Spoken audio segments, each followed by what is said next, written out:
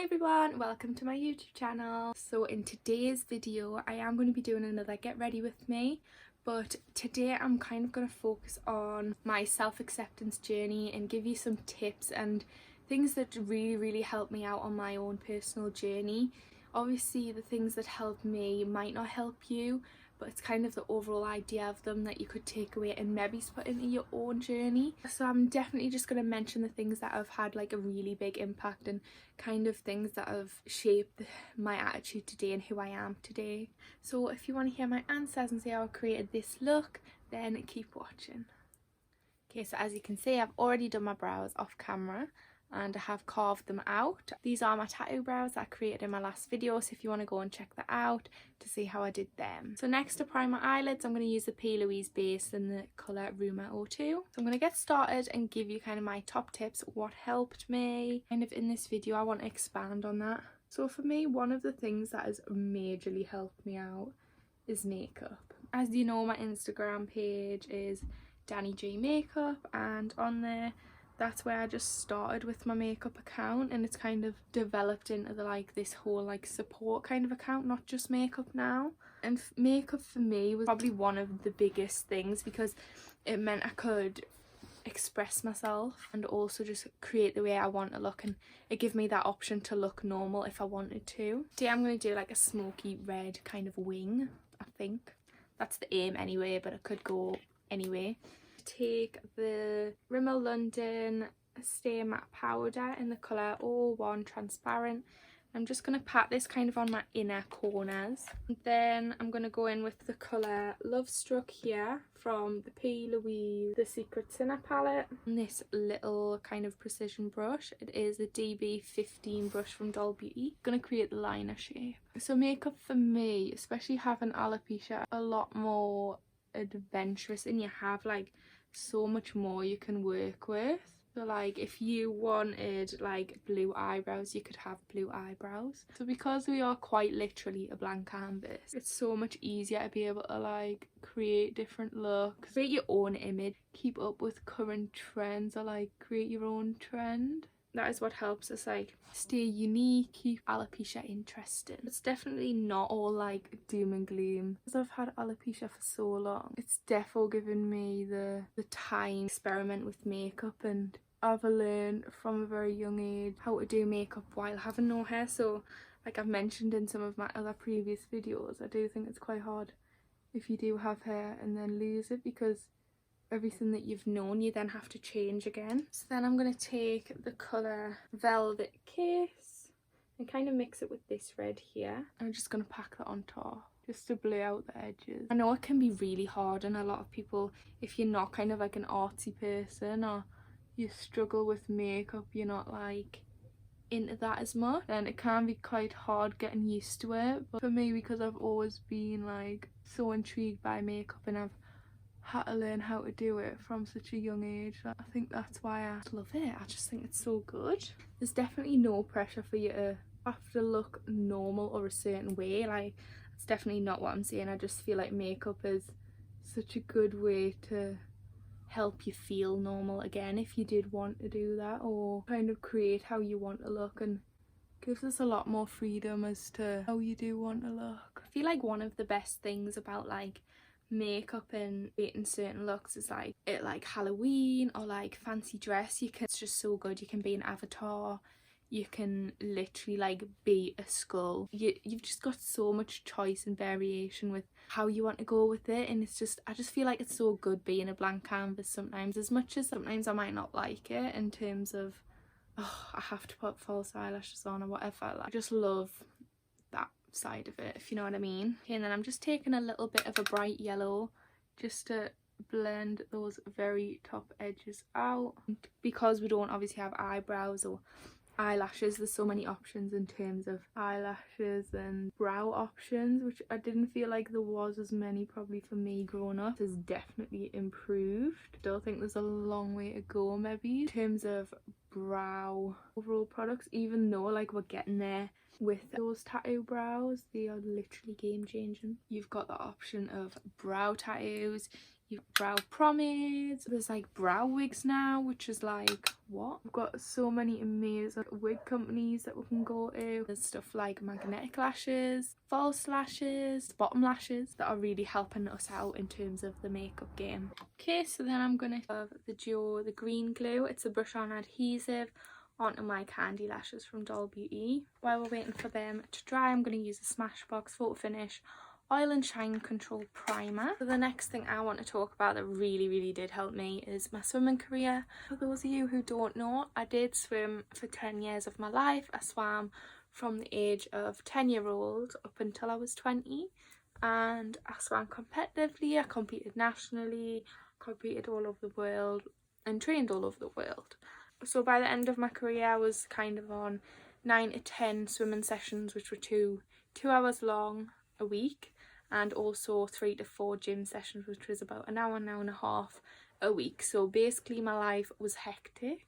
I swam all the way throughout school, high school, and quit just before my last year of uni. Now using the e.l.f. Cosmetics Flawless Satin Foundation in the colour Vanilla. I don't actually think I realised how much swimming helped us until I quit, because when you go to a pool you obviously can't wear a wig or makeup. So it kind of forced us into that situation and meeting people without my hair or my makeup on. But that is kind of really what made us so comfortable to go out the house without wearing a wig or makeup. Because when I did swim, the only thing people would judge you on was how you performed in the pool. It didn't really matter like what you look like at all. Like if you're talented or if you swim well, that's literally all you get judged on. And to be honest, having no hair, it meant like I was so much more streamlined than everybody else. So I could go through the water with less drag. So really it was to my advantage. The only thing I needed from that was webbed feet, but I don't have webbed feet. So being able to swim throughout those years and kind of key years, it definitely helped us, because like literally nobody cared that I had no hair at all. Like it just wasn't an issue. I still had friends and I could still make friends and talk to people while having no hair. Like it showed me, like it made me be who I was, and then it showed us that nobody really cares like at all, and they kind of like admired me anyway. So I'm definitely like so grateful for my swimming years. Everyone around me was always so supportive of me, and there wasn't many people kind of in this swimming community that I seen with alopecia. I think I seen 2 younger boys, and that was about it throughout my whole time having alopecia. And I kind of think it did make us stand out. Like people kind of knew who I was just because I'm quite easy to spot on poolside. So when you do compete, you have to wear swim cap. Well, people who have hair would wear swim cap because it makes you more streamlined. But for me, like near the end, I just didn't wear one. My coach said, just go without, like you'll probably be better off without, because the swim caps are obviously made for people with hair. So for me, when I put it on, it was a bit big, and I would have this big like baggy thing at the back. So to be honest, I was so much like more comfortable when I didn't. So I've really had some amazing experiences during swimming, and I think just having that escape from like, it really helped me like with schoolwork as well. So I'm definitely a nerd, and I've always wanted to do well for myself in terms of my career and education, because to be honest, I'm like, I want to be successful. So I've always from a young age been really self-motivated to actually do well. So that's why I did choose law to do as my degree. Having swimming did help throughout of my school years, because it made me be really disciplined, and I wasn't tempted by all of like the drinking phases that a lot of teenagers do. There's nothing wrong with that, of course, but I was like, obviously I wanted to be an athlete, so I couldn't have a lifestyle where I was drinking, especially when you spend so much time doing it. You don't want to just chuck it down the drain. It gave me that escape from my schoolwork and uni work, because it meant I had like 3 to 5 hours of the day where I could completely switch off and just concentrate on something else that I love doing. I'm just using the NYX matte liquid liner just to join my lash line with that lash. If you do get into like a sport or like some extracurricular activity will kind of take your mind off it, or your everyday struggles, and then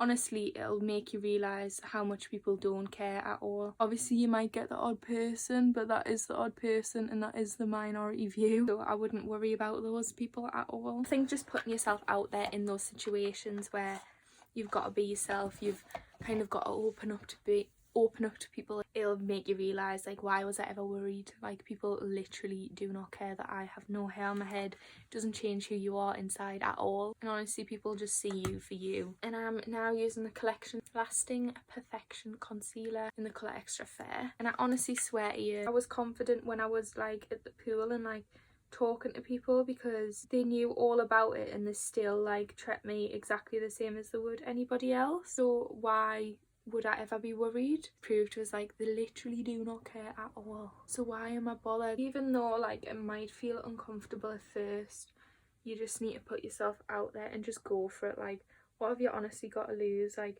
you just can't let it consume you anymore, so just go for it, you got this. Okay, and then taking my Mercier translucent powder, gonna set underneath my eyes. And the next huge thing is definitely support families. My mum has always been there for us, cried every tear that I have. It's definitely a learning experience for them as much as it is you, because how can they help you and like make you feel better about something when nothing they can do to change what's happening to you?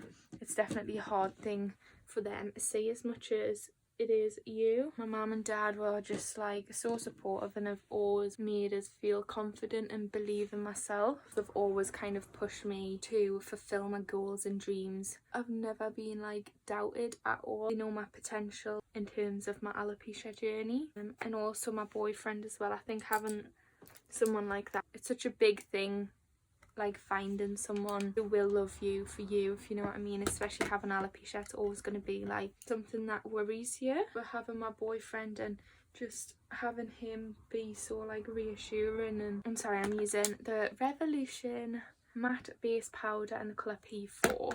So yeah, I just feel so lucky to just have like such an amazing family, and like who've literally went through it all with us. I think just because I've been so young when I did have it, my mum kind of got the brunt of it all and had to shield me from the bad side of it. She must have done a good job. I know it's probably easy for me to say when like I've kind of had a smooth ride when it comes to boys and dating. Haven't really experienced the bad side of it, but like speaking to some of my friends, and they obviously have hair, they have such horror stories with boys, and I'm like, did I just get lucky? Because like I've just never had that. And you would expect us to have like a bad time, but and just be yourself from the start, otherwise as soon as you get in too deep, you've just dug yourself a massive hole. You just need to get out of that hole, fill the hole back up, and create a baseline for yourself. One of the biggest things is definitely the alopecia community. So my kind of awareness journey started when it came to my makeup page on my normal private personal Instagram. I wouldn't post, like I would post about my alopecia, but not in terms of I have alopecia, but people would know I had alopecia, and I wouldn't like hide away from that fact. Because I do have alopecia, the way I do my makeup and stuff applies more to people who do have alopecia as much as it does people who don't. And then I'm going to take the Revolution Bronzer Reloaded and Holiday Romance and Long Weekend, and I'm just going to bronze. It was more makeup based to start with. I started posting a lot more about my alopecia when I seen how much it kind of helped people. And I got involved in a group local to me who also had alopecia. We did a lot of awareness stuff, so we did a lingerie photo shoot with Dollhouse, lots of newspapers, magazines, kind of TV articles, stuff. I've appeared on TV, on ITV this morning, taking my wigs off. Kind of awareness started from there. Now building my own page and just loads of tips and stuff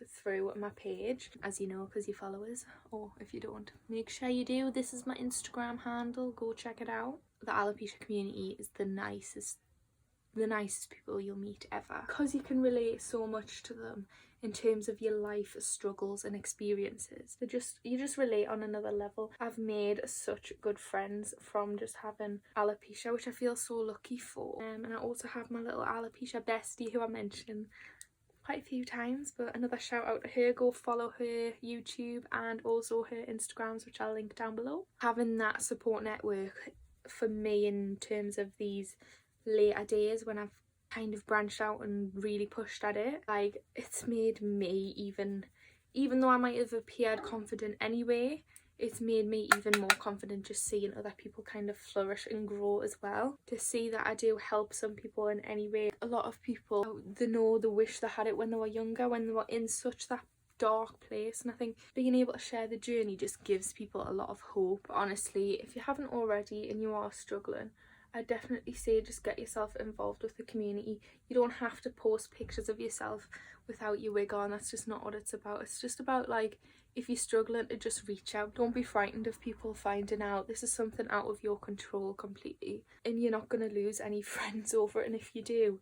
they've done you a favour. Shows what kind of people they actually are if hair means that much to them. Because honestly, who even needs hair now?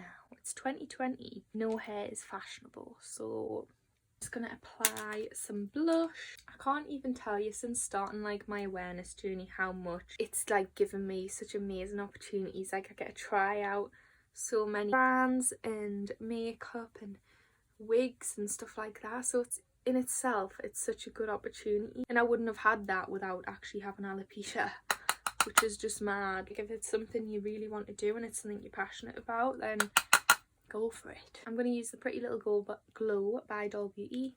Community is definitely something that's helped me later on in life, because it's made me finally realise that I'm not alone. Because when it first happened, there was like no support out there. So what was I meant to do? Who was I meant to turn to? And that is what social media is so good for. As much as it can be bad sometimes, it's so good for that kind of aspect of it. Feeling like you're not alone is definitely something that changed your journey so much. Just being inspired by a lot of other people, realise like, why did I ever care about what John next door thought when I went to put the bin out without my wig?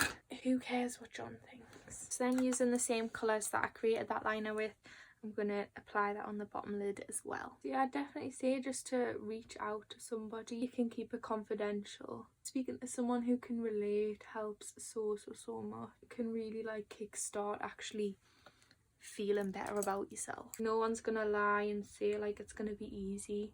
When it first happens, it can be really traumatic. Of course it can be. There's nothing worse than feeling like no one will understand how you're gonna feel, and you should never have to feel like that, because there's so many of us who really do understand how you are feeling and been through probably everything you are feeling or have felt. And I will be honest and say, I really do feel like my journey's probably been a lot easier than a lot of people. Obviously it's not been easy. It blows my mind that like people can in this world still be so insensitive, not care for like how you're gonna feel at all, and there are other people who don't understand, and it can really feel like the world's against you. That's why it is so important to just find those people who relate. It really all here. We're just a DM away. On the daily, get amazing, such kind messages from people, and you'll know who you are. People like you just need to be treasured forever. Girls supporting girls, more people just being supportive of each other when there's so much hatred and things going wrong and societal pressure. So now, using my NYX matte liquid liner, I'm going to draw on some bottom lashes, and I'm not going to talk throughout this because I might poke them